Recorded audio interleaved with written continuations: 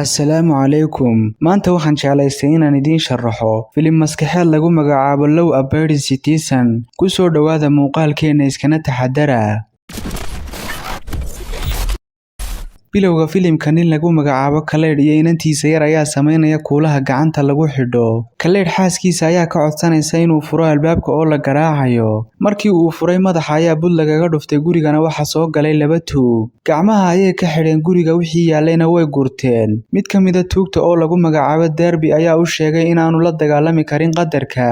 Tuugii kale oo isna lagu magacaabo Robert ayaa isku dayay inuu baxo, laakiin saaxiibkii ayaa ku qayliyay oo u sheegay inuu sugo inta uu hawshiisa ka dhamaysanayo. Miskiinkii Khaledna wuxuu daawado ka noqday garaaca iyo kufsiga loo geysanaya xaaskiisa. Derby intaa kumuu joogina xitaa wuxuu kufsaday inantii yarayd. Ninkan waxaa lagu magacaabaa Nick waana ninka gacanta ku haya kiiska Khaled. Wuxuu saaxiibkii kala hadlayaa kiiskii inuu faraha ka sii baxayo, maadaama oo garsoorihii maxkamaddu sheegay in DNA laga soo qaaday goobta dilku ka dhacay. Wuxuuna go'aansaday inuu kiiska ku dhammeeyo qaab kale, taasoo ah in dambiga dusha laga saaro tuuggii labaad ee Robert. Wuxuuna intaa raaciyay marmarka qaarkood inay cadaalad darradu ka wanaagsan tahay cadaaladda. Khaled wuxuu la kulmay Nick wuxuuna ku wareejiyay warqadihii caddaynta isagoo ka rajaynaya cadaalad. Laakiin Nick warqadihii dhinac ayuu isaga leexiyay. Wuxuuna u sheegay in dambiga dusha laga saari doono Robert oo uu markhaatiga ku furi doono Derby oo ah dilaaga dhabta ah. Sidaana Robert uu ku mutaysan doono xukun dil ah, halka Derby lagu xukumi doono 5 sano oo kaliya. Khaled oo awalba ka shakisanaa ninkan ayaa ka amakaagay wuxuu sheegayo, wuxuuna ka baryayaa inaanu qaadan go'aankan. Laakiin wuxuu u sheegay in mar hore la go'aamiyay oo ay tahay sida nidaamka cadaaladdu uu u shaqeeyo. Intii lagu guda jiray qolka maxkamadda, kiiskii waxaa laga dhigay sidii Robert inuu yahay dilaaga dhabta ah. Derbyna wuxuu si jees-jees ah markhaatiga ugu furay Robert. Bannaanka maxkamadda, Nick wuxuu saxaafadda u sheegayaa bayaan ku saabsan xukunka. Derbyna wuxuu Nick uga mahad celiyay kiiska uu ka badbaadiyay. Waxaynu aragnaa Khaled oo meel fog ka eegaya kaasoo la yaaban cadaalad darrada ku dhacday. Shaqada kadib Nick wuxuu guriga ugu yimi xaaskiisa Kelly, wuxuuna la hadlayaa gabadhiisa yar ee ku jirta caloosha. Filimkuna wuxuu isku jarayaa 10 sano kadib Nick oo inantiisii yareed weynaatay, laakiin uu weli kaga mashquulsan yahay hawlihiisa iyo shaqadiisa. Kelly kuma faraxsana siduu u dayacay inantiisa yar. Dhinaca kale waxaa la gaaray waqtigii Robert lagu dili lahaa irbad halis ah. Nick wuxuu goobjoog ka yahay dilka Robert halkii uu inantiisa yar waqti la qaadan lahaa. Erayadii u dambeeyay ee Robert ayaa ahaa inaanu ahayn dilaaga qoyska Khaled, laakiin Nick iyo gabadha la shaqaysa ee Sarah dhag umay dhigin hadalkiisa. Robertna waxaa lagu daray 3 daawo oo loo diyaariyay si gaar ah. Wuxuu bilaabay inuu gariiro oo uu la qayliyo xanuunka, wuxuuna dhintay geeri naxdin badan. Intaa kadib waxaanu aragnaa nin boolis ah oo dambi baadhayaasha u keenay dhalo ay ku qoran tahay lama dagaalami kartid qadarka. Nick ayaa aqoonsaday odhaahdan. Booliskuna waxay bilaabeen inay raadiyaan Derby waxayna isla markiiba ogaadeen halka uu joogo. Derby isagoo sanka ka qaadanaya daroogo waxaa soo dhacay telefoonkiisa, waxaana si cod ahaan loo maqashiiyay wax kasta oo uu sameeyay. Derby wuu qaraacmay wuxuuna daaqadaha ka arkay boolis kaga imanaya dhinac kasta. Bannaanka ayuu soo caray wuxuuna dhowr xabadood ku dhuftay baabuurtii booliska. Wuxuu helay wicitaan kale oo ka yimi qof aanu garanayn, kaasoo u sheegay haddii uu doonayo inuu badbaado inuu tuuro hubka oo uu soo aado dhanka warshadda xumaatay. Derby wuu sameeyay wixii loo sheegay. Markii uu soo gaadhay goobtii wuxuu arkay sarkaal boolis oo dhex hurda gaadhigiisa, wuxuuna qaatay hubkiisii isagoo ku qasbay inuu kaxeeyo. Intaa kadib waxay istaageen meel cidlo ah. Derby wuu soo dejiyay askarigii wuxuuna ku amray inuu jilbaha dhulka dhigo. Wuxuu isku dayay inuu la hadlo qofkii soo wacayay, laakiin wuxuu ogaaday inuu yahay ninkan la socda oo ah Khaled. Isla markiiba wuxuu isku dayay inuu toogto, laakiin hubka uu sitaabo waa hub faalsa ah oo ay la socoto maaddo jidhkiisa ka dhigaysa bilaa awood. Haddii si kale aynu u dhigno, Derby ma dhaqdhaqaaqi karo laakiin wax walba wuu dareemayaa. Khaled ayaa u kaxaystay meel bakhaara isagoo u sheegay inuu dareemi doono xanuun aanu weligii dareemin. Wuxuu sameeyay diyaargarowga lagama maarmaanka u ah inuu dib u dhigo dhimashadiisa ilaa inta ay suurtagal tahay. Intii aanu jirdirka ku bilaabin ka hor, wuxuu u sheegay inay tahay inuu dareemo waxay tahay qof aan waxba qabsan karin, si la mid ah sidii uu lahaa 10 sano ka hor lama dagaalami kartid qadarka. Wuxuu bilaabay inuu duubo wuxuuna laba u kala jaray jidhkiisii. Nick iyo Sarah waxay ka wada hadlayaan faragelinta lagu sameeyay irbadayntii halista ahayd ee Robert. Muddo yar kadib boolisku waxay heleen jidhkii Derby oo laba loo kala gooyay, waxayna Nick ogeysiiyeen warkan naxdinta leh. Sarah waxay sheegaysaa qofka kaliya ay ka shakisan tahay inuu yahay Khaled sababtoo ah sanadihii la soo dhaafay wuxuu iibiyay dhammaan hantidiisii wuxuuna iibsaday guryo kale oo qariib ah sidoo kale waxay sheegtay bakhaarka laga helay Darby inuu leeyahay isagu isla markiiba guuto boolis ayaa loo diray Khaled gurigiisa markii uu maqlay dhawaqa booliska wuxuu bixiyay shaatigiisii way u galeen waxayna soo xidheen isagoo qaawan intii la sii waday wuxuu indhaha uga hanjabay Nick gurigiisana waxay ka heleen buugaag ku saabsan sharciga iyo waliba jaraa'id ay ku sawiran yihiin Darby iyo Nick oo iskacan qaadaya Khaled waxa lagu xidhay qolka su'aalaha ee xabsiga nasiib darro ma hayaan wax cadeyna oo ka dhana Khaled laakiin kaliya waxay rajeynayaan inuu qirto inantii yareed ee Nick waxay heshay canjalad waxayna hooyadeed ka codsatay inay la daawato laakiin way diiday waxayna u sheegtay inay aabaheed la daawan doonaan caawa inantii yareed waxay shiday canjaladii weyna argagaxday markay aragtay Khaled oo dilaya Darby Nick wuxuu wajahay Khaled isagoo damiyay dhammaan kaamirooyinkii Khaled wuxuu si aan toos ahayn u qirtay inuu doonayay inuu dilo Darby iyo Robert Nick uu ku farxay hadalkiisa wuxuuna bilaabay inuu baxo laakiin Khaled ayaa joojiyay isagoo si deganaan ugu sheegay inuu fadhiisto sidoo kale wuxuu u sheegay inaanu si toos ah u sheegin inuu qof dilay maadaama uu og yahay haba yaraatee inaanu haynin wax cadeyna Nick ayaa u sheegay inay og yihiin wax walba laakiin Khaled ayaa ugu jawaabay inuu si buuxda wax walba u qiran doono haddii uu sameeyo wuxuu doonayo oo ah inuu geeyo qol sariir leh Nick uu ogolaaday laakiin kormeeriyihiisii ayaa ku canaantay inuu qaato heshiiska wuxuuna isku difaacay inay sidani wanaagsan tahay maadaama oo aanu haynin wax cadeyna Khaled wuu helay qolkii sariirta lahaa ee uu doonayay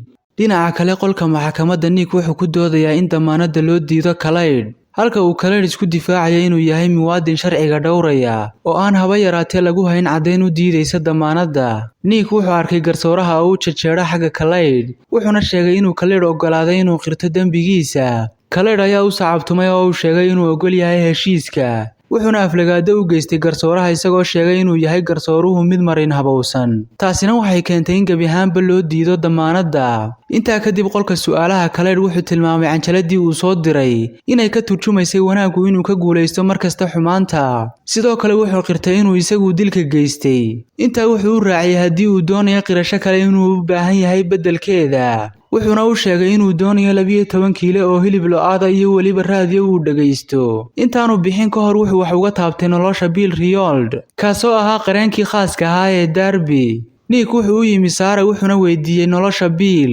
waxayna u sheegtay in la leeyahay 3 maalmood Khaled isagoo la hadlaya kamaradaha wuxuu yiri haddii uu doonayo Bill uu nool waa inuu ka soo baxo shuruudaha bari hal saac maalintii xigtay waxa hilibkii looda la keenay xabsiga laakiin 5 daqiiqo ka hor 1 duhurnimo waxay la balansanaayeen xubin ka tirsan xeer ilaalinta sidaa awgeed waxay hilibkii kala soo daaheen 8 daqiiqo laakiin uu u sheegay halka uu joogo Bill wuxuu sidoo kale u sheegay inay balantii ka soo daaheen 8 daqiiqo Nick iyo ciidankiisu waxay ka haysteen helicopter si ay u aadaan goobta loo sheegay halka uu Khaled ku raaxaysanayo cunida hilibka iyo waliba dhageysiga muusiga waxayna si dhaqso ah isu fahmeen ninkii la joogay wuxuu kor u qaaday codka muusiga isagoo ninkiina ku dilay laftii hilibka waardiyayaashii ayaa yimi qolka Khaled iyagoo arkay meydka ninkii la joogay dhinaca kale Nick ayaa helay Bill oo lagu xidhay oxygen isla markaana meeyda waxayna xasuusteen hadalkii Khaled ee ahaa inay 8 daqiiqo kadib dhaceen intaa kadib wuxuu ka helay telefoon Sarah oo u sheegtay inuu dilay qof kale Nick wuxuu xabsiga ku buuqday Khaled isagoo kaligii ah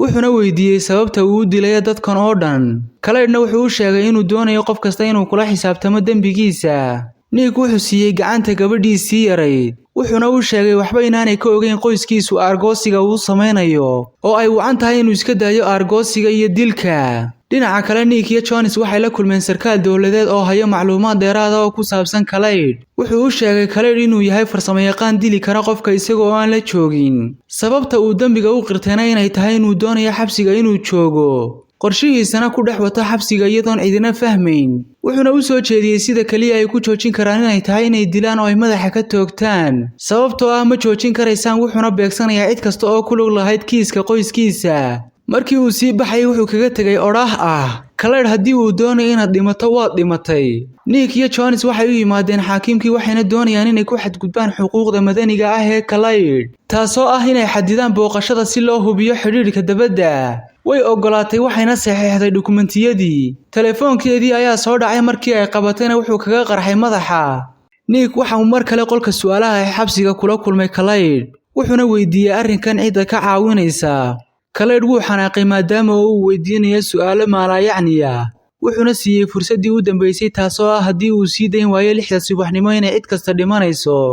intaa kadib Nick iyo Sarah waxay ku kulmeen xabsiga waxayna baarayaan haba yaraatee caawimo uu Kaleydh ka helayo dibadda. maalintii xigtay shaqaalaha DA-du maadaama oo ay joogeen ilaa 6 subaxnimo Nick ayaa qof walba u diray gurigiisa si uu u nasto. markii ay bilowday Sarah inay gasho baabuurkeeda waxa wada qarxay baabuurkeedii iyo dhammaan baabuurtii ku hareereysnaa. Nick waxa maskaxdiisa ku soo dhacday maadaama uu Kaleydh ku jiro xabsiga inuu jiro qof ka caawinaya dibadda. qaraxiina waxa ku dhintay 6 sarkaal oo ay ku jirto Sarah. Nick iyo Jones waxay la kulmeen duqa magaalada taasoo aan rumaysanayn in nin xabsiga ku jira inuu geysanayo falkan. Nick wuxuu qoyskiisa u diray meel nabdoon isagoo u sheegay inay galayaan fasax gaaban. wuxuu ka reebay credit cardskii iyo weliba taleefanadii gacanta. markii uu Nick ku soo laabtay gudaha guriga wuxuu arkay wargeyskii oo la qaabeeyay taasoo ay micnaheedu tahay inuu qof joogo guriga. isagoo cadhaysan ayuu xabsiga ku soo laabtay wuxuuna garaacay Kaleydh laakiin Kaleydh ayaa u sheegay inaanu xanaaqu u fiicnayn caafimaadka. intaa kadib dambabaadhihii kale ayaa baaskoolad madaxa kaga qabtay laakiin Nick ayaa u diiday oo ka joojiyey. aaska Sarah Jones ayaa Nick ku canaananaya inay arrinta iyagu halkan soo gaarsiiyeen laakiin Nick weli wuxuu rumaysan yahay inay saxsan yihiin. markii ay meesha ka sii baxayeen nin ku labisan dhar madow ayaa maamulaya diyaarad aan duuliye lahayn taasoo ay ku rakiban yihiin qoryaha darandooriga u dhaca.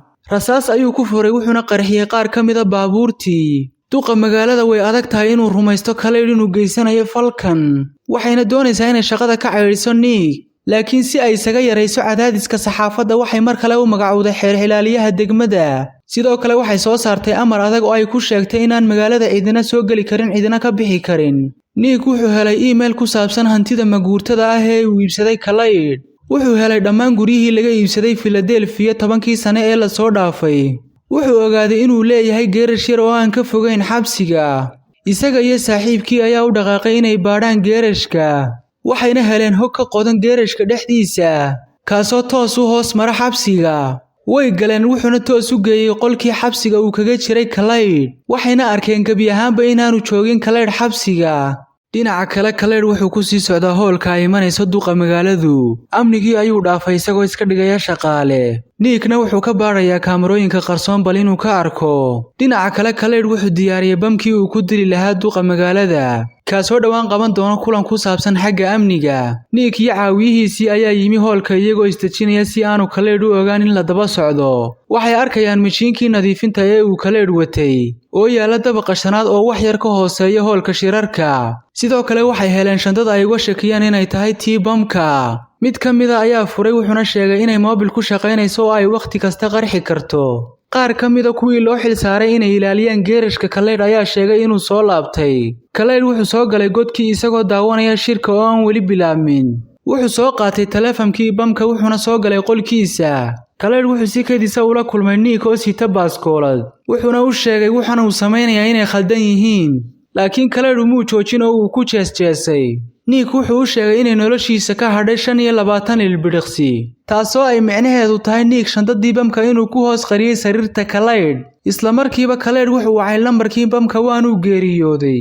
waad ku mahadsantihiin daawashada muuqaalka.